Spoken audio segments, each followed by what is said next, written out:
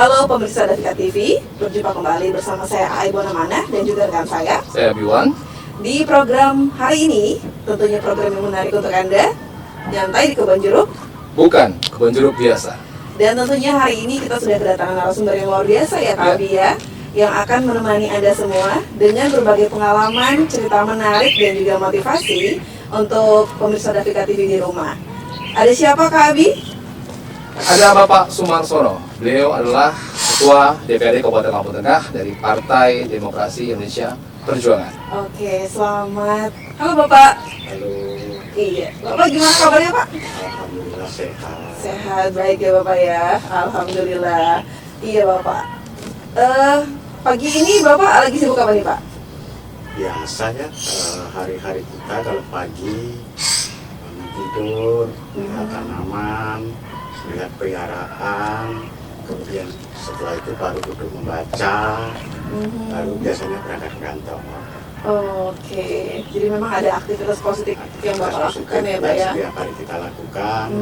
Nah, kadang-kadang sudah ada tamu juga, ya kita terima, diskusi, ngobrol, bedah masalah dan lain sebagainya. Oke.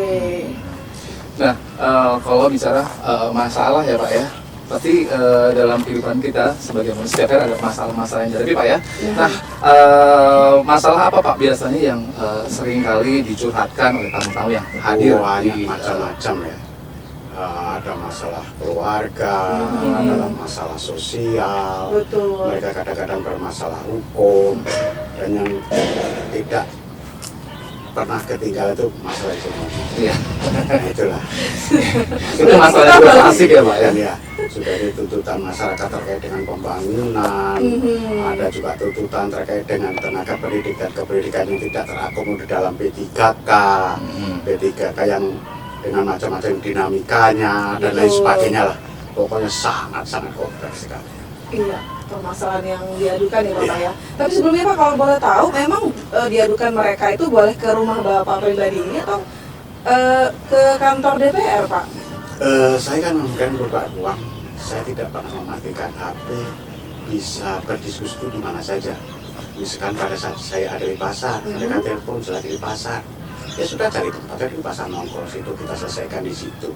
Kalau bisa mungkin masalah ini kan tidak ditunda. Betul. Karena begitu ditunda, siang, sore, besok, pagi, siang udah datang lagi. Betul. Jadi sebisa mungkin masalah itu kita urai, kita kasih advies kepada mereka begini kita jelaskan apa adanya aja supaya tidak terbebani dan membuat kita justru nggak bisa apa-apa lagi nantinya kan begitu numpuk semakin berat. Tapi Kak, sebagai pejabat publik Pak dengan rutinitas yang luar biasa, Iya. apakah tidak merasa terganggu ketika sedang beraktivitas atau dengan keluarga tiba-tiba ada telepon berdering hanya melaporkan tentang masalah-masalah yang mereka hadapi? Iya. Pada saat kita sudah menjadi pejabat publik itu kan kita sudah juga harus sampaikan kepada anak, istri ya, bahwa saya ini bukan milikmu semuanya, bukan milikmu lagi, tapi mereka memiliki kita juga. Bahkan saya sudah digaji oleh negara yang tugasnya adalah melayani, melindungi mereka. Jadi memang ya sudah tugasnya ya kita jelaskan sama istri, sama anak, bahwa saya ini milik banyak orang, bukan milik keluarga sendiri, Iya. bukan milik istri saya.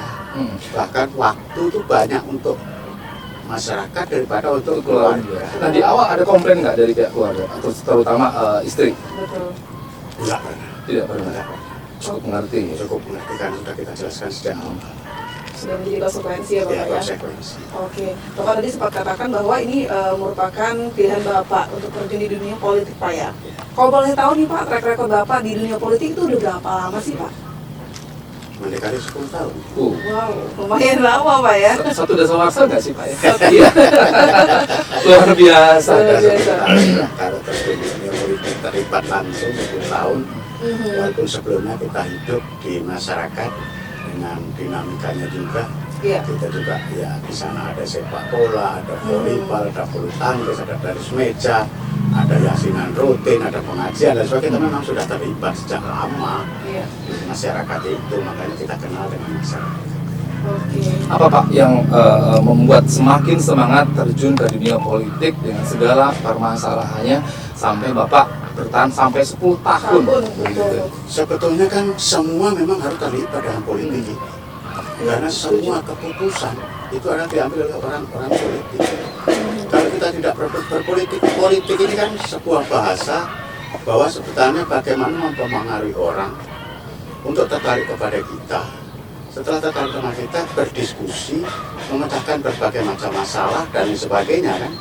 Nah, dengan diskusi inilah sebetulnya semua masalah akan terurai, akan terhubung. Yang tidak mengerti menjadi mengerti, yang sudah mengerti menjadi tertibi ilmunya tadi, sehingga semuanya akan menjadi satu kesatuan yang tujuannya ke arah kebaikan tadi. Itulah politik sebetulnya. Betul. Tapi Bapak melihat politik di Indonesia ini sendiri Pak, seperti apa Pak? Persaingannya atau mungkin dinamikanya Pak? Kalau boleh sedikit tanggapan dari Bapak secara pribadi ya Pak ya? Politik di Indonesia ini kan diawali sejak awal kemerdekaan. Iya. Sejak masa-masa perjuangan, bagaimana berebut pengaruh kan. Iya. Kemudian politik itu Belanda melakukan politik sebagai impera kan. Betul. Lihat kejayaan Nusantara Indonesia sangat luar biasa ini. Kemudian mereka dengan dalih berdagang dengan kompaninya kan. Mereka bekerja sama dengan para pedagang, dengan raja, tapi akhirnya mereka menguasai. Seiring dengan perjalanan waktu, semua sama mereka diikat dengan yang namanya politik, pemaksaan, penentuan harga, dan lain sebagainya ditentukan oleh mereka. Betul. Rakyat nggak boleh lagi meminta harga sekian, tapi sudah ditentukan. Monopoli, politik monopoli yang dikuasai oleh mereka. Bahkan negara luar pun kita nggak boleh harus dijual sama mereka. Nah setelah itu mereka terjadilah perlawanan dan lain sebagainya sehingga sampai kemerdekaan. Kemudian di masa kemerdekaan ada pemilihan presiden dan sebagainya dikuasai. Kemudian Orde Baru yang juga sama sangat sentralistis, diktator dan lain sebagainya, terjadilah reformasi yang dimulai dari sana saya mulai tertarik. Dari sana mulai tertarik dengan yang namanya panggung demokrasi. Pada saat itu ada kejadian Partai Rakyat Demokratik waktu itu kan melakukan perlawanan sehingga sama Orde Baru dihabisin. Setelah itu terjadilah yang namanya reformasi. Yang tadinya hanya 3 partai politik, saya udah mulai mengikuti itu. Partai politik jadi 3 partai politik menjadi multi partai kan.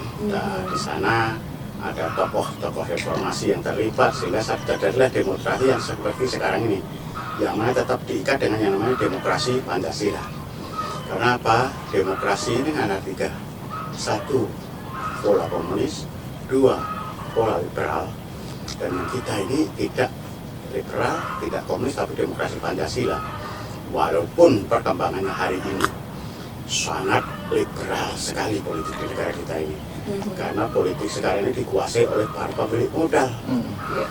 Jangan harap hari ini nggak memiliki uang, sepintar apapun, sepeduli apapun, secerdas apapun, akan bisa menguasai panggung politik. Dengan dunia politik yang sudah sangat transaksional ini, aku nggak mungkin berani mengeluarkan uang 1 miliar dalam 1 minggu itu untuk hanya menjadi anggota DPRD. Sementara gaji anggota DPRD itu selama 4,5 tahun setelah ada jabatan politik, biasanya kan dipinjamkan ke bank. Itu tidak lebih hanya mendapatkan duit 700 sampai 800 juta. 5 tahun kalau nggak makan.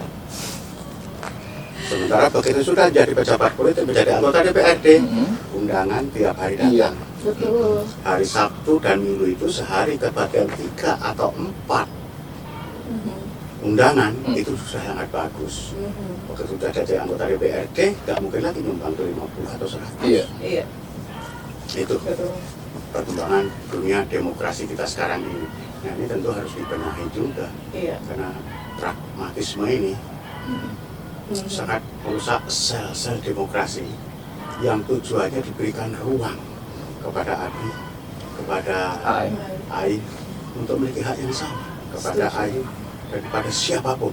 Anak-anak kita yang memiliki pengetahuan, anak-anak kita yang memiliki kemampuan untuk memiliki hak yang sama.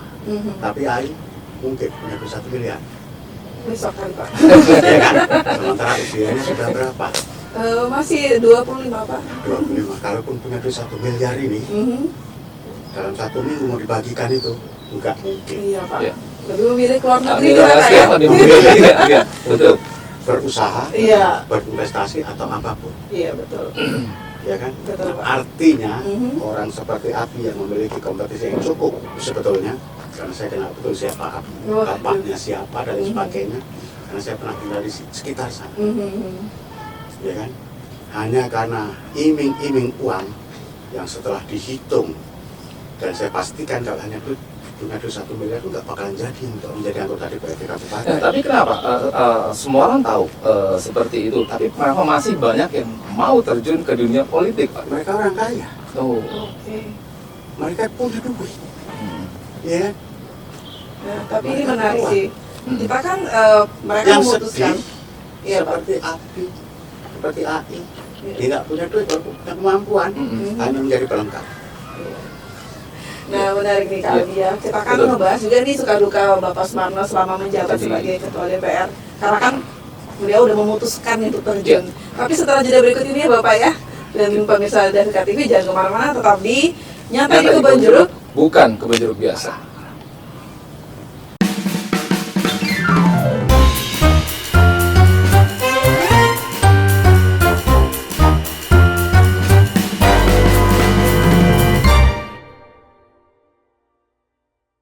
Pemirsa Davika TV kembali di Nyantai di Kebon Jeruk, bukan kebun jeruk biasa. Masih bersama Bapak Sumarsoro, Ketua DPRD Kabupaten Lampung Tengah dari PDIP. Kita masih berbincang dengan beliau. Cukup menarik ya. Betul. Dan ada pertanyaan-pertanyaan lagi yang ingin kita pertanyakan. Betul. Ya. Karena kan tadi seperti beliau katakan kita belum bisa kayak untuk terjun ke dunia Betul. politik ya Pak ya. Mm. Tapi harapannya sih kita mencoba lah. Ya. Nggak tahu kapan ya kayak. Iya. Nah Pak, Bapak kan sudah memutuskan untuk terjun di dunia politik kurang lebih 10 tahun. Iya. Itu kan waktu yang cukup lama dan cukup banyak mengambil suka Suka-dukanya. selama menjadi anggota DPR Bapak, apalagi kemarin sempat menjabat ketua Bapak ya. Iya. Pasti itu Wah, berat berat banget. sekali ya. Banyak tuntutan. Iya, banyak tuntutan, banyak laporan yang masuk dan Betul. harus cepat ditindaklanjuti karena menjadi sorotan menjadi ketua DPRD tanpa tindak lanjut dan cepat. Nah, Betul. gimana Bapak? Suka dukanya Pak. Suka duka menjadi pejabat politik, pejabat pabrik, dan anggota dan ketua DPRD. Paling sedih itu kalau sudah dianggap manusia setengah dewa Iya. dan banyak uang. Apabila ada yang beranggapan gajinya sangat besar. Betul. Nah ini sebetulnya yang salah dari masyarakat. Saya sampaikan tadi, setelah dilantik SK-nya sekolah kan itu dapat 700 juta Iya. selama 4 tahun setengah. Sebenarnya masyarakat berpikir anggota DPR itu gajinya besar, bahkan ratusan juta. Ini stigma yang salah ini kan. Betul. Dijelaskan nggak percaya, kan gitu. Iya. Nah, sedihnya dianggap memiliki, menerima uang yang sangat banyak tersebut dari gaji dan berbagai fasilitas. Senangnya bisa membantu masyarakat mencarikan jalan keluar. Betul. Selama 10 tahun sudah banyak lah yang kita lakukan ya. Di tahun pertama saya kebetulan di sekitar Lampung Tengah itu ada namanya ganti rugi jalan tol. Iya. Pada saat itu ganti rugi jalan tol itu dihargai oleh pemerintah hanya dengan harga 35.000 Per meter. per meter persegi. Identik dengan hanya 350 juta per hektar. Iya. Sementara daerah tersebut sangat produktif, daerah-daerah di samping perumahan. Betul. Setelah itu kita mereka datang beramai-ramai nih, mereka datang beramai-ramai. Lalu mau nggak mau sebagai wakil rakyat pada saat saya mengakomodir itu. Kita lakukan berbagai macam cara, akhirnya disepakati digugat di pengadilan. Iya. Pada saat digugat pengadilan ini masyarakat namanya kita harus pakai beracara secara hukum. Iya. Beracara nggak bisa masyarakat langsung mengugat ke pengadilan dan sebagainya. Prosedurnya sulit ya Pak ya? Prosedurnya cukup rumit. Tentu kita pakai pengacara. Iya. Nah pada saat pakai pengacara, tanah mereka yang memiliki tanah ini nggak punya uang juga. Betul. Akhirnya kita ambil kesepakatan karena saya yakin saya memiliki bukti-bukti bahwa tanah di sana kisaran 75 sampai 100 meter per meter perseginya, 100.000 per meter persegi. Saya ambil langkah, oke, semua biaya saya tanggung. Kalau menang, pulangin biaya itu. Kalau kalah, biarlah uang saya yang hilang. Hari itu saya juga nggak ada duit. Disitulah mulai saya pinjam bank untuk menanggung biaya beracara masyarakat yang terkena ganti rugi tol. Iya. Dan alhamdulillah menang. Dari 35.000 menjadi 105.000. Dan sedihnya, kesepakatan yang sudah diikat dengan kesepakatan para calon yang tanahnya kena tol, begitu sudah dapat ganti rugi, mereka nggak mau mengeluarkan biaya beracara tadi. Iya. Sementara saya kan nggak punya tanah secengkal pun, Betul. ya kan? Nah, akhirnya ada sedikit pemaksaan sama di situ dikatakan saya melakukan pungli. Nah, ini kadang-kadang sedihnya kan. Bangganya saya bisa perjuangkan mereka dari 35 menjadi minimal 105. Sedihnya menjadi bahan fitnah. Karena begitu jadi fitnah, yang Reputasi? mengatakan bukan reputasi saya. Bukan masalah reputasi. Yang menyebarkan fitnah kan akan berdosa. Iya. Iya. Sehingga menjadi ladang dosa juga kan yang membuat sedih itu. Kalau saya difitnah, kan gak ada jaminan siapa yang difitnah akan diangkat derajatnya. Tapi si pemfitnah Udah jelas ya, Bapak. jelas kan hukumannya lebih kejam daripada pembunuhan kan. Iya. Nah ini yang kadang-kadang membuat sedih menjadi pejabat politik, pejabat pabrik. Pada saat kita sudah lakukan dengan benar pun ada yang Tetap tidak aja. suka, tetap dilakukan fitnah. Artinya pejabat politik juga berpotensi menjadi ladang fitnah yang merupakan dosa besar. Iya. Nah, disinilah yang kadang-kadang ya ada bangganya tadi berhasil memperjuangkan. Ada Sedihnya sedihnya. menjadi ladang fitnah yang juga buat ladang dosa orang. Iya. Nah, mengatasi di satu sisi senang, di satu sisi sedih. Itu cara mengatasinya untuk bisa kembali membantu mereka atau netral kembali dengan kondisi dan situasi yang Ya, menyulitkan diri kita Bapak. kadang kita clearkan, kadang ya terserah kita serahkan saja. Juri terbaik adalah waktu. Iya. Penilaian baik dan buruk adalah waktu yang akan membuktikan. Abi mungkin sering berhubungan dengan orang-orang politik kan. Abi kan sebetulnya tahu siapa betul baik dan siapa yang abu-abu, siapa bahkan yang tidak. Bohong itu tidak tahu, Iya. ya kan? Tapi karena untuk kepentingan pribadi dan lain sebagainya, abu-abu pun nggak apa-apa. Yang penting saya dapat apa-apa nih, iya kan? Nah, ini juga yang harus dibedah di masyarakat. Siapa yang betul-betul baik, siapa yang abu-abu, siapa yang baik hanya karena kepentingannya, atau siapa yang betul-betul tulus untuk berjuang untuk masyarakat, bangsa dan negara, bahkan sampai mengabaikan kepentingan pribadi dan keluarganya. Nah, ini yang harusnya dilakukan. Tetap fokus sama pekerjaan nih, Bapak. Ya pokoknya begitu kita sudah ambil komitmen terjun ke dunia politik yang merupakan wakil rakyat, kita udah milik semua. Begitu milik semua, tugas kita adalah sama dengan mukadimah Undang-Undang 45, mencerdaskan kehidupan bangsa, menjaga ketertiban umum, mensejahterakan rakyat, Iya. melindungi seluruh rakyat Indonesia. Nah ini. Nah, dengan sejumlah keluhan Pak, dengan sejumlah masalah yang ada, pernah nggak sih terbesit, menyerah deh, jadi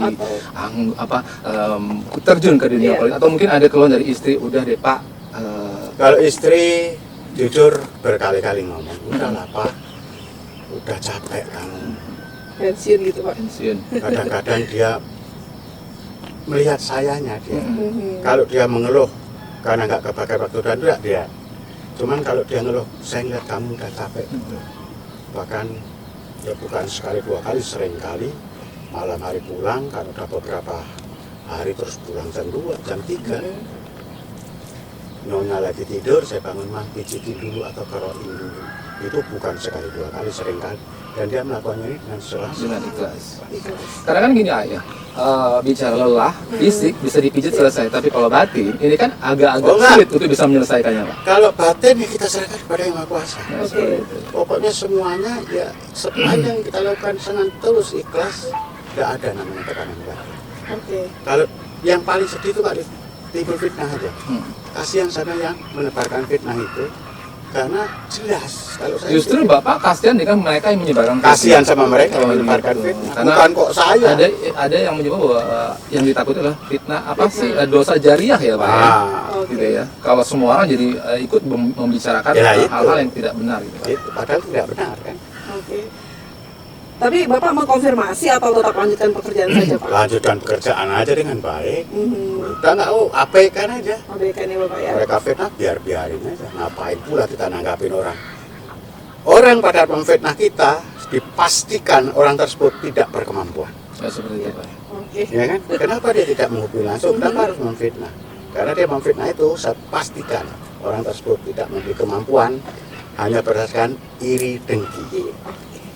Nah kita akan mengetahui nih Kak Abi, strategi apa sih yang digunakan Pak Sumarsono selama menjabat sebagai Ketua DPR. Ketua ya, DPR. ya. Tapi setelah jeda berikut ini ya Baik. Bapak ya, jangan kemana-mana, tetap di Davika TV.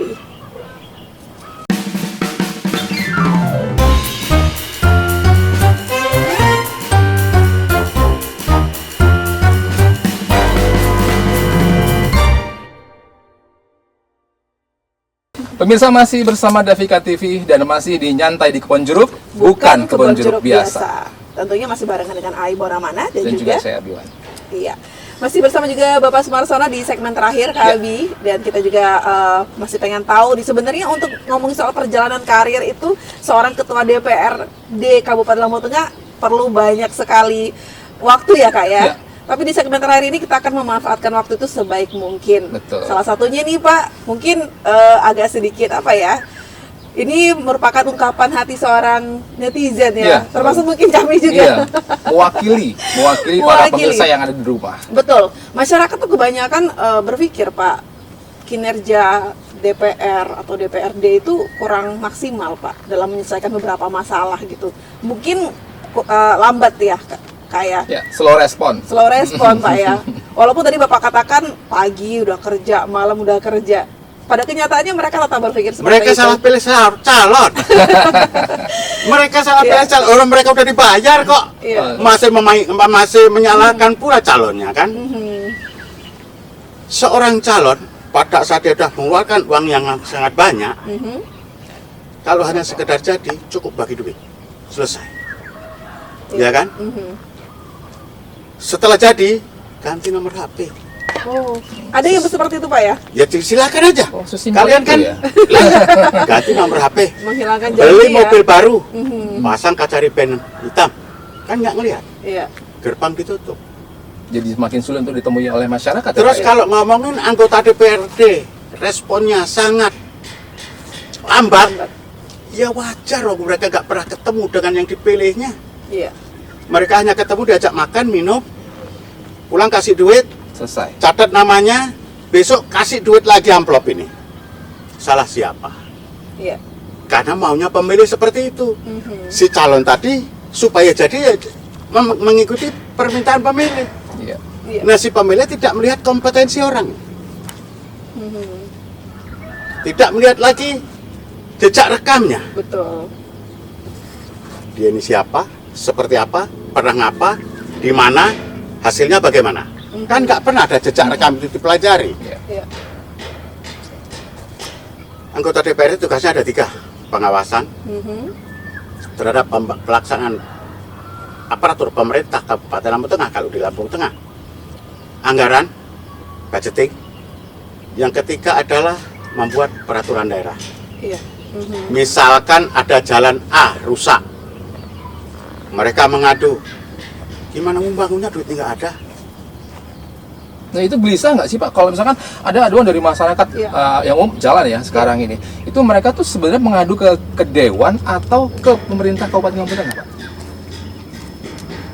Proses mekanisme pembangunan itu ada 3 tahap. RPJM, RPJMD. Mhm. Nah ini kan harus sinergi.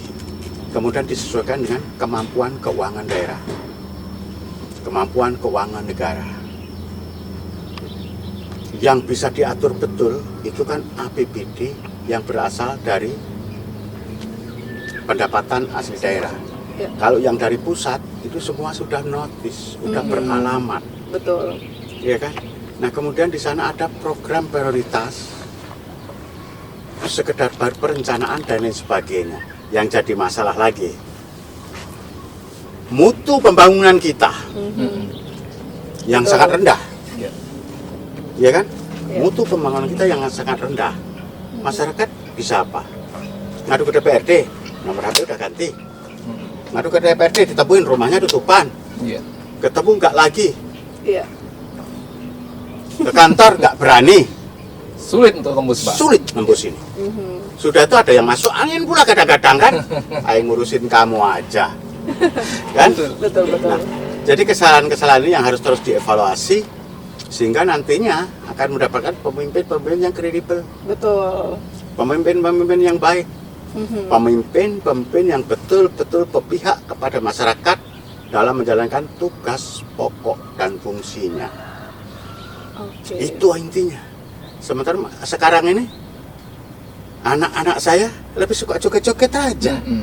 nyanyi-nyanyi, jejet, Iya. Betul. ya kan? Yang di sini adanya pamer mewan, Iya. Flexing ya Bapak ya. ya. Mhm. Cuman seperti itu aja. Ya.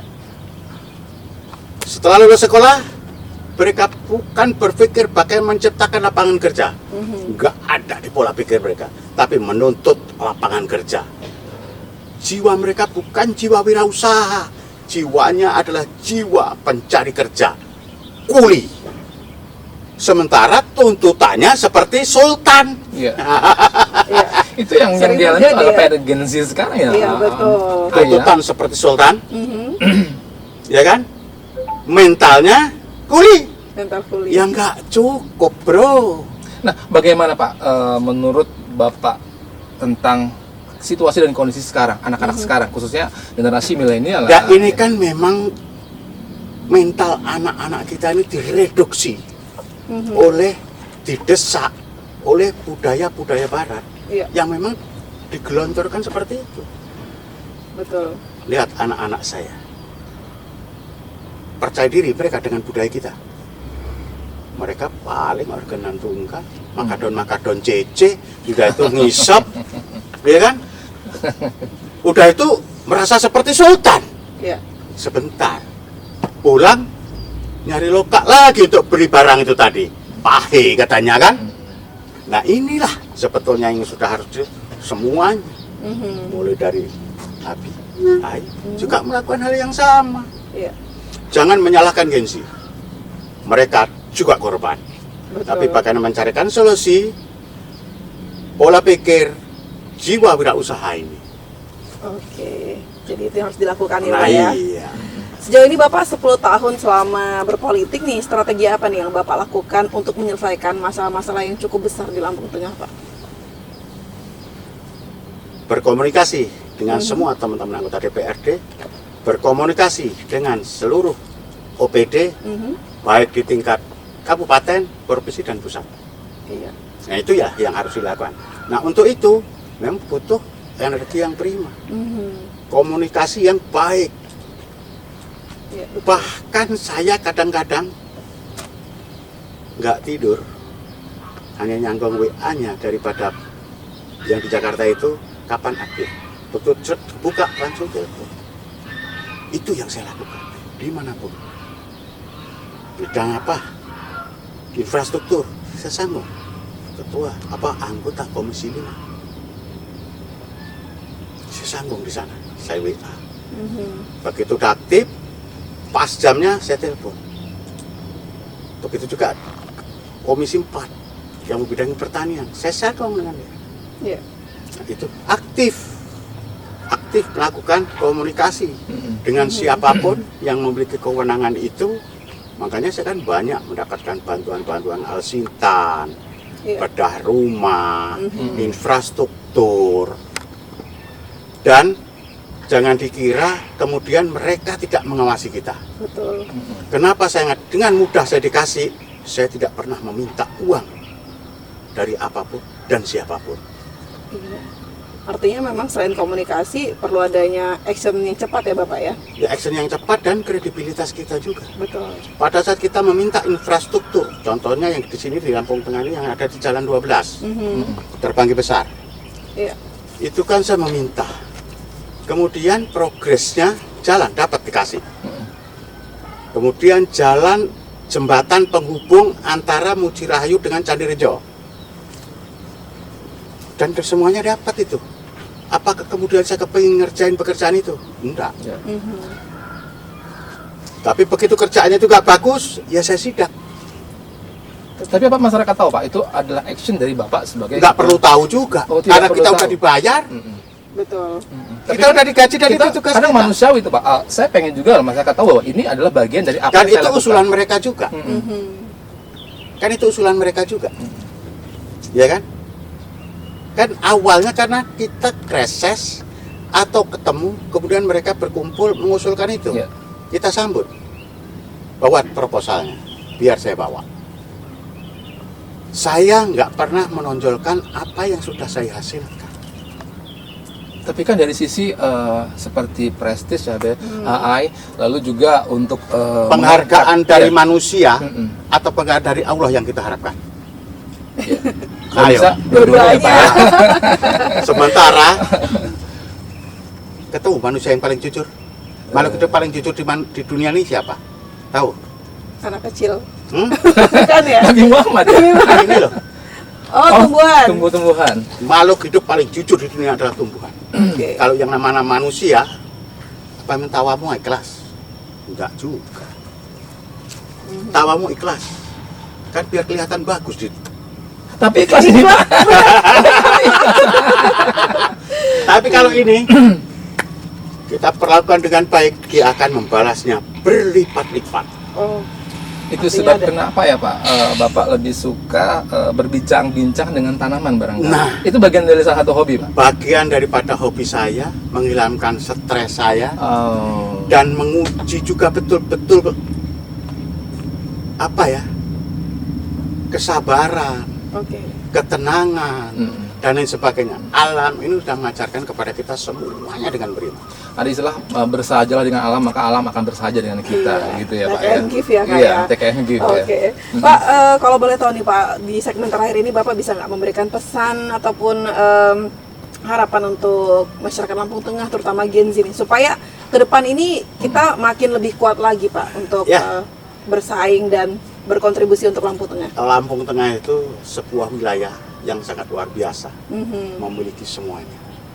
Alam yang subur, dan yang sangat harus kita syukuri ini, matahari ini nggak pernah berbohong. Betul. Terbit pagi hari, Tenggelam di sore. tenggelam di sore hari. Konsisten ya Bapak ya. Konsisten.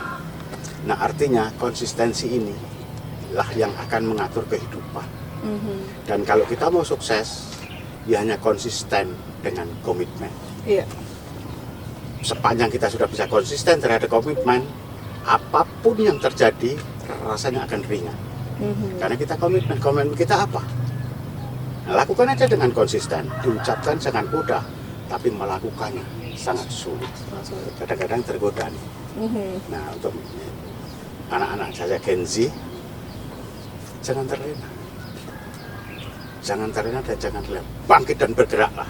Iya. Bangkit, bergerak untuk jiwa-jiwa wirausaha. Mhm, betul. Jangan bangkit dan bergerak hanya mencari kerja. Jiwa pegawai ya Bapak. Iya. Pekerja, Pekerja. ya kan? Hari ini masa keemasan sebagai ASN sudah berakhir. Masa keemasan menjadi anggota DPRD sudah berakhir. Mhm. Kalau berharap di sana akan kaya, enggak. Iya, Karena sistem sudah dibuat. betul. Berapa sih gajinya? Mhm. Berapa gaji ASN? Berapa gaji anggota DPR? Sistem sudah dibuat dari dulu, kecuali koruptor. Nah, Betul. kecuali koruptor. Kalau koruptor saya nggak bisa ngomong. Iya, Namanya koruptor kan? iya. Yang halal, Haram. haram, Antam. hantam sama mereka. Tapi yakinlah, para yang berbuat culas di masa tuanya tidak akan mendapat kebahagiaan. Betul. Badan akan susah. Begitu selesai dia akan ada post power syndrome, stres, dan berakhir stroke. Ya. Nah itu balasan dari Tuhan. Iya. Ini Banyak pejabat yang mantan-mantan itu kan berakhir dengan seperti itu. Kalau enggak, cuci darah, Iya. kena ginjalnya, Iya. jalan dah susah, Betul. alah, makan cuman segini, Bi. Ya. Ya kan? Saya ini Tinggal makan, kalau malam hari, udah kena marah lagi. Terus untuk apa numpuk uang banyak itu? Apalagi hanya ditumpuk, sampai kadang kemarin saya baca di media, ada seorang pejabat hanya menyewa rumah untuk naruh uangnya hasil korupsi, hasil memeras. Tolol bener dia. Ini juga pesan sih buat Gen Z, Iya. kalaupun berencana jadi terjun di dunia politik, jangan sampai seperti itu ya Bapak Ya. ya. Ya. Oke. Dan karena waktu sudah menunjukkan di penghujung acara ya Betul. Kak Abia dan Bapak Sumarsono, mohon maaf sekali. Jadi kayaknya sudah sampai di sini saja perbincangan kita.